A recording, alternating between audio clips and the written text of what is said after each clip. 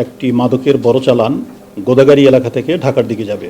উপপরিচালক মহোদয় এই খবরটি সংগ্রহ করে তিনি একটি টিম গঠন করে গতকাল রাত 4:55 দিকে এই চালানটি দামকুড়া এলাকায় আটক করতে সক্ষম হন। একটি প্রাইভেট কারযোগে এই গাড়িটি এই মালামালটি পাচার হচ্ছিল। প্রাইভেট কার সহ আসামি মোহাম্মদ মশিউর রহমান, বয়স 40, গোদাগাড়ি এলাকায় বাড়ি, তাকে আটক করতে সক্ষম হন। গাড়ির সামনে যে একটি ডিসপ্লে থাকে, সেই ডিসপ্লের ভিতরে 3টি হেরোইনের প্যাকেট পাওয়া যায়। প্রত্যেকটিতে 500 গ্রাম করে 1.5 কেজি হেরোইন উদ্ধার করা হয়। আমাদের উপপরিচালক মহোদয় নিজে বাদী হয়ে সংশ্লিষ্ট থানায় মাদকদ্রব্য নিয়ন্ত্রণ আইনে মামলা দায়ের করেন। RICL TMX, যুগের পর যুগ স্থাপনা থাকে মজবুত। মূল্য আনুমানিক 1.5 কোটি টাকা। আসামি চালান হয়েছে, আসামি রিমান্ডও মঞ্জুর হয়েছে। 3 দিনের রিমান্ড মঞ্জুর হয়েছে।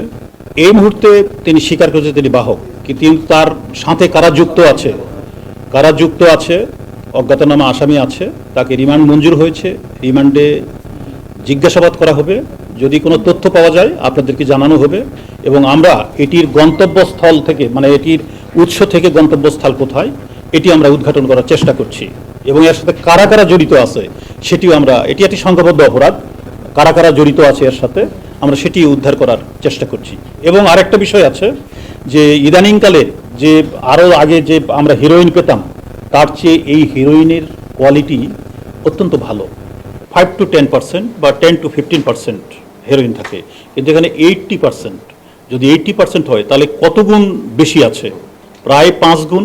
তাহলে এটাতে অন্যান্য মেটেরিয়াল 8 কেজি, 1 কেজিতে 8 কেজি মিশানো যাবে, তাহলে প্রায় 10 কেজি হয়ে যাচ্ছে। 8 থেকে 12 কেজি হয়ে যাচ্ছে, তাহলে এটি হয়তো 12 কেজিও হতে পারে। কিন্তু এটির রিটেইল প্রাইসটাই আমরা বলে থাকি, পাইকারি মূল্যটা সাধারণত কম বলা হয়, রিটেইল প্রাইসটা কেন, এটার ভোগটা হচ্ছে এন্ডিং পর্যায়ে, তো টাকাটা তো এন্ডিং পর্যায় থেকে আসে, মানে লাস্ট পার্সন থেকে, ইউজার থেকে, তো ইউজারের মূল্যটাই সাধারণত বলা হয়ে থাকে।